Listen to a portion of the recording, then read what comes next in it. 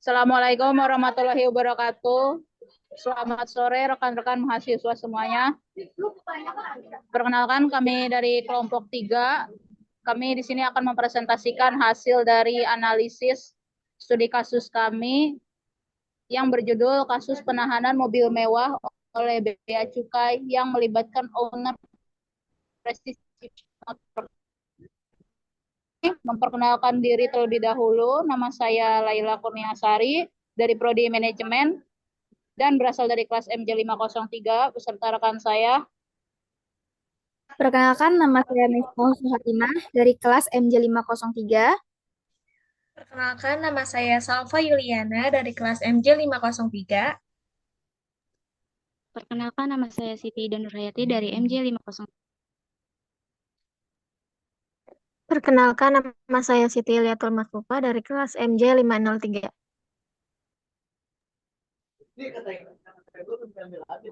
Ada beberapa pembahasan yang terbagi ke dalam 4 bab, di mana nanti per babnya akan dijelaskan oleh rekan kami, dimulai dari bab 1 yang akan dijelaskan oleh Siti Ida.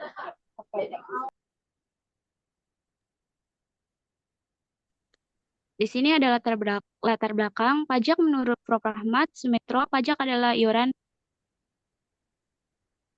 rakyat kepada kas negara berdasarkan undang-undang dalam dipaksaan. Dengan tiada mendapat jasa timbal, konspirasi yang langsung dapat ditunjukkan dan yang digunakan untuk membayar pengeluaran umum. PPNBM adalah pajak yang dikenakan kepada barang yang tergolong mewah kepada produsen untuk menghasilkan atau mengimpor barang dalam kegiatan usaha atau pekerjaan. Next. Dan di sini ada rumusan masalah. Yang pertama, rumusan masalah penyalahgunaan mekanisme ATA dalam kepentingan bisnis impor.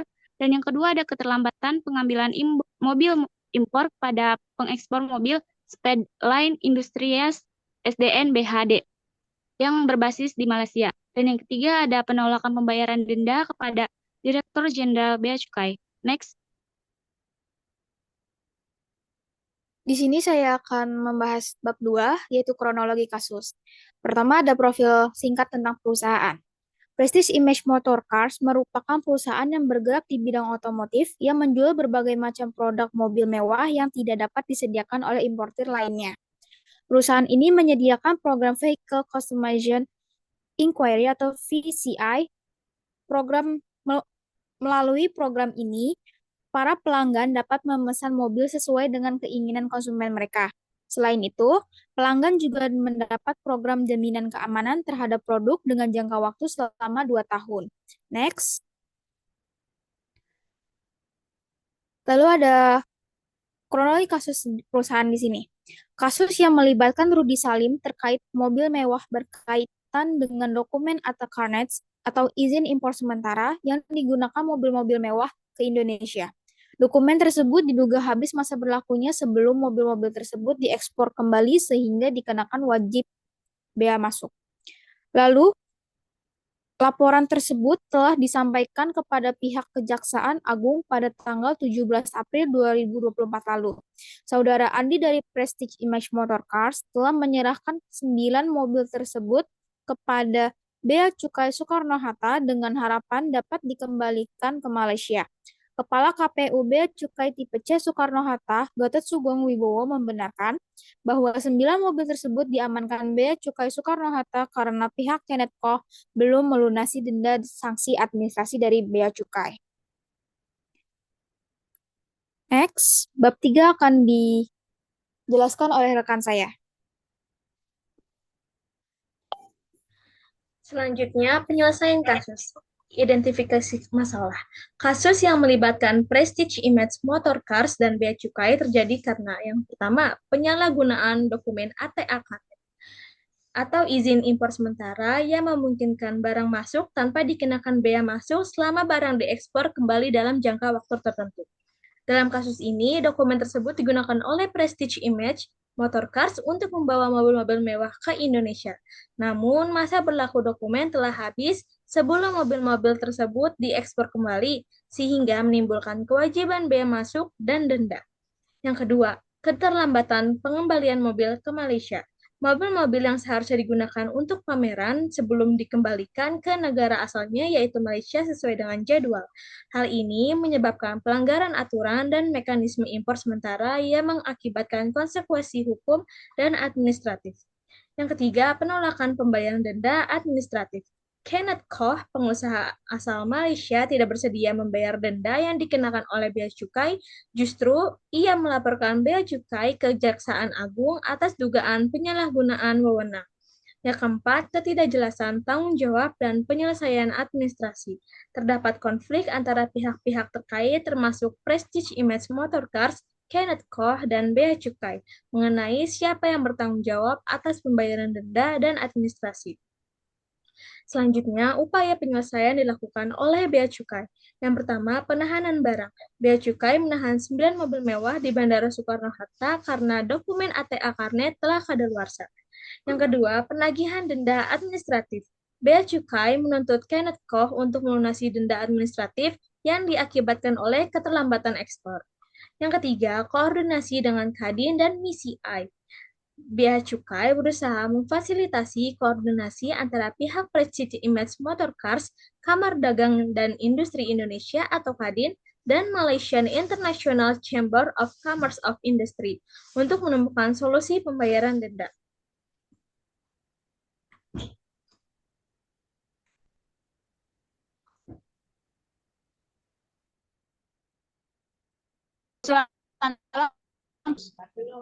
Yang pertama ada tumpang tindih tanggung jawab.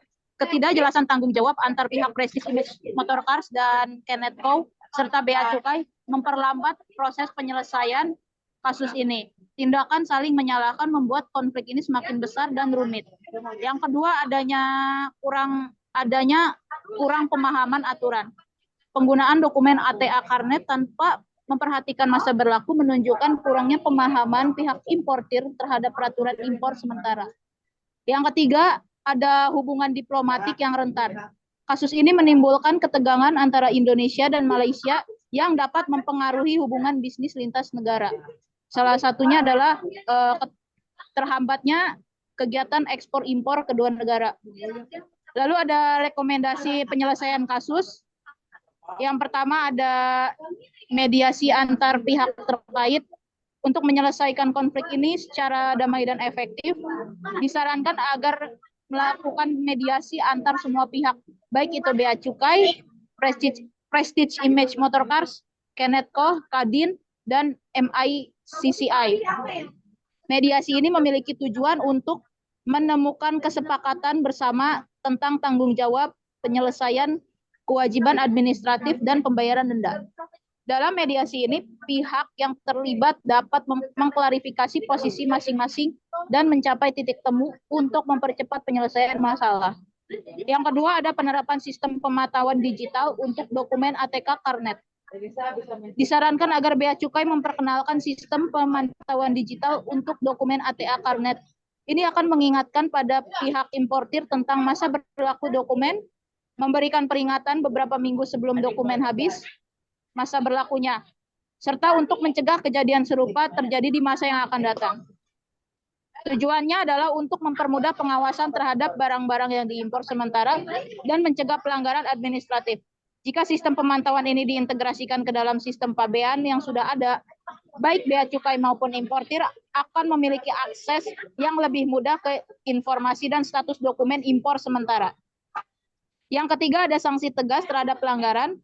Bea Cukai dapat menerapkan sanksi tegas terhadap pelanggaran untuk meningkatkan kepatuhan terhadap peraturan dan importir yang tidak memenuhi syarat, tetapi juga untuk orang lain yang terlibat dalam proses, seperti eksportir dan orang yang membantu menyediakan dokumen ATA Karnet. Jika pelanggaran terjadi berulang kali, konsekuensi dapat berupa denda administratif yang lebih tinggi atau pencabutan izin impor sementara. Sanksi keras akan menunjukkan bahwa mematuhi peraturan impor sementara sangat penting dan pelanggaran dapat merugikan perusahaan internasional. Selain itu, hal ini dapat meningkatkan reputasi Bea Cukai sebagai lembaga yang adil dan transparan yang bekerja untuk menegakkan hukum. Dan Bea Cukai juga dapat menjadi lembaga terpercaya bagi masyarakat Indonesia. Selanjutnya akan dijelaskan oleh rekan saya. Baik, pada bab 4 ini yaitu mengenai saran dan kesimpulan. Saran yang pertama yaitu penguatan sistem pengawasan pajak dan bea cukai. Pemerintah perlu memperkuat pengawasan terhadap impor barang mewah, termasuk meningkatkan koordinasi antara bea cukai, penggunaan teknologi modern seperti sistem digitalisasi, dan membantu meminimalkan penyalahgunaan aturan. Kedua, penegakan hukum. Penegakan hukum terhadap pelanggaran peraturan PPNBM harus dilakukan dengan tegas untuk memberikan efek jera. Proses hukum yang transparan juga penting untuk meningkatkan kepercayaan masyarakat terhadap pemerintah. Yang ketiga, penyederhanaan regulasi PPNBM. Peraturan mengenai PPNBM perlu dievaluasi dan disederhanakan agar lebih mudah dipahami dan diimplementasikan oleh pelaku usaha. Penyuluhan dan sosialisasi kepada pengusaha juga penting untuk mencegah pelanggaran. Yang keempat, peningkatan kesadaran dan kepatuhan wajib pajak. Edukasi mengenai pentingnya pajak dan dampak bagi pembangunan negara harus direncanakan. Lalu yang kelima, peningkatan kapasitas aparat bea cukai. Aparat bea cukai perlu mendapatkan pelatihan secara berkala agar mampu menghadapi berbagai modus pelanggaran impor. Next.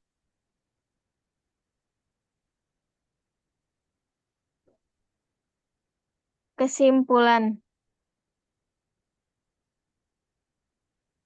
Pajak merupakan sumber pendapatan utama bagi negara yang berpendapatan utama bagi negara yang berfungsi untuk mendukung pembangunan infrastruktur dan kebutuhan masyarakat. Pajak penjualan atas barang mewah atau PPNBM merupakan salah satu jenis pajak yang dikenakan pada barang yang tergolong mewah bertujuan untuk mengatur konsumsi barang-barang mewah, meningkatkan penerimaan negara. Namun, pelanggaran terhadap peraturan PPNBM masih sering terjadi. Terlihat dalam kasus penahanan 9 mobil mewah oleh Bea Cukai yang melibatkan pengusaha mobil mewah. Kasus ini menunjukkan yang berpotensi merugikan negara dari sisi penerimaan pajak. Pentingnya pengawasan yang ketat oleh aparat Bea Cukai, penegakan hukum yang tegas, serta edukasi kepada pengusaha tentang aturan perpajakan.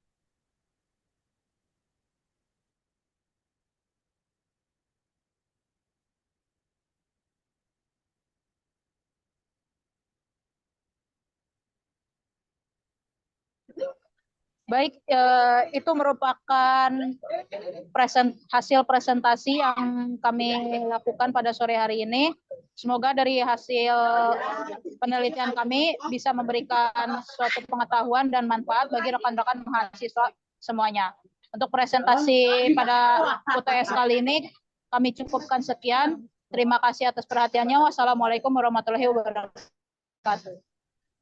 Waalaikumsalam warahmatullahi wabarakatuh. Warahmatullahi wabarakatuh.